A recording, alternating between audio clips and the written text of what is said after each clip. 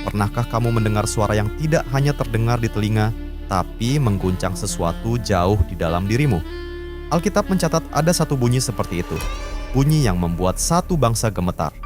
Bunyi yang menghentikan perang, yang menobatkan raja, yang membebaskan yang terikat. Dan bunyi itu belum berhenti sampai hari ini. Jika benar demikian, lalu bunyi apakah itu? Temukan jawabannya di fakta Alkitab berikut ini. Sangkakala di Gunung Sinai. Dan terjadilah pada hari ketiga, pada waktu terbit fajar, ada guru dan kilat dan awan padat di atas gunung, dan bunyi sangkakala yang sangat keras, sehingga gemetarlah seluruh bangsa yang ada di perkemahan. Dan bunyi sangkakala itu semakin lama, semakin keras. Kitab Keluaran 19, hari itu langit mengeluarkan suara. Bukan sekadar suara trompet biasa, ini adalah tanda bahwa Tuhan sedang turun. Dalam Alkitab, sangkakala ini disebut shofar. Terbuat dari tanduk domba jantan. Tidak ada tombol, tidak ada melodi rumit. Hanya satu hal, napas yang diubah menjadi suara. Suaranya tidak selalu indah. Kadang kasar, kadang pecah. Kadang terdengar seperti sesuatu yang patah. Tapi justru disitulah maknanya. Sangkakala bukan dibuat untuk menghibur. Ia dibuat untuk memberi tanda. Ada satu hal menarik tentang shofar yang jarang dibicarakan. Menurut tradisi Yahudi kuno, shofar boleh memiliki lubang kecil atau cacat fisik, asalkan masih bisa mengeluarkan suara yang jelas. Bukan instrumen yang sempurna, tapi masih bisa berbunyi. Itu mengingatkan kita pada sesuatu yang dalam. Tuhan tidak menunggu kita sempurna dulu baru memakai kita. Hati yang remuk, suara yang pecah, tetap bisa menjadi panggilan suci. Di Alkitab, kalau sangkakala berbunyi, itu artinya sesuatu sedang terjadi, dan tidak ada yang boleh mengabaikannya. Kalau perang dimulai, sangkakala dibunyikan. Bilangan 10 ayat 9. Kalau seorang raja diangkat, sangkakala dibunyikan. 1 Raja-Raja pasal 1 ayat 34. Kalau Tuhan memperingatkan umatnya, sangkakala dibunyikan. Yoel pasal 2 ayat 1. Bagi orang pada waktu itu, bunyi sangkakala bukan sekadar suara. Itu adalah tanda, seakan berkata, perhatikan, ini penting, berhenti dari apapun yang sedang kamu lakukan. Pertanyaannya, ketika peringatan itu datang hari ini, apakah kita berhenti dan memperhatikan, atau kita memilih untuk mengabaikannya dan melanjutkan hidup seperti biasa? Sangkakala dan 3 suara. Setiap tahun pada Rosh Hashanah, hari yang juga disebut Yom Teruah, hari tiupan, terdengar 3 jenis suara yang berbeda. Masing-masing punya nama, masing-masing punya makna, dan masing-masing berbicara tentang kondisi jiwa yang berbeda. Yang pertama, Tekiah. Tiupan panjang, tegas. Seperti panggilan seorang raja yang memanggil umatnya untuk datang menghadap.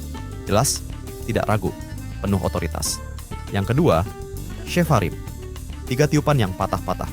Seperti tangisan. Seperti suara orang yang hatinya hancur dan tidak tahu harus berkata apa lagi selain menangis. Yang ketiga, Teruah. 9 tiupan cepat, berulang. Seperti jeritan jiwa yang putus asa. Yang mencari sesuatu, tapi belum tahu apa. Yang merasa ada yang salah, tapi tidak bisa menjelaskan dari mana datangnya perasaan itu. 3 suara, 3 kondisi jiwa. Dan mungkin kamu bisa mengenali dirimu ada di salah satunya. Mungkin di posisi Tekiah. Hidupmu terasa stabil, tapi ada panggilan yang kamu dengar dan belum kamu jawab. Mungkin di posisi Shefarim. Sesuatu sudah patah, entah hubungan, harapan, atau kepercayaan. Dan kamu tidak tahu bagaimana memulai lagi. Atau mungkin kamu sedang di posisi Teruah. Gelisah, mencari. Tidak bisa tidur nyenyak tapi tidak tahu alasannya. Ada sesuatu di dalam dirimu yang berteriak, tapi kamu tidak tahu ke arah mana. Kalau kamu mengenali dirimu di salah satu dari itu, kamu tidak harus menghadapinya sendiri. Tim dari Cahaya Bagi Negeri ada untuk berjalan bersamamu, untuk mendengar dan menemanimu mencari jawaban. Kamu bisa menghubungi layanan doa dan konseling di 0822 1500 2424. Tahun Yobel. Dalam kitab Imamat 25, sangkakala tidak hanya memanggil, ia membebaskan. Pada tahun ke-50, yang disebut tahun Yobel, sangkakala dibunyikan ke seluruh penjuru negeri. Dan semua yang terikat dilepaskan, yang hilang dikembalikan, yang tertawan dipulangkan. Suara itu seakan berkata satu hal, kamu bebas. Shofar itu masih dibunyikan sampai hari ini, di sinagoge-sinagoge di seluruh dunia, setiap tahun, tanpa berhenti. Tapi Alkitab tidak berhenti di masa lalu. Ada satu janji yang belum tergenapi. Dalam 1 Tesalonika pasal 4 ayat 16 tertulis, Tuhan sendiri akan turun dari surga dan sangkakala Allah akan berbunyi. Dalam kitab Wahyu, sangkakala demi sangkakala menandai peristiwa-peristiwa yang mengubah dunia selamanya. Bukan lagi panggilan untuk berperang, bukan lagi tanda penobatan raja. Ini adalah penggenapan dari segalanya. Hari ini kamu mungkin tidak mendengar suara shofar secara fisik, tapi ada sesuatu yang tetap sama sejak Sinai sampai hari ini.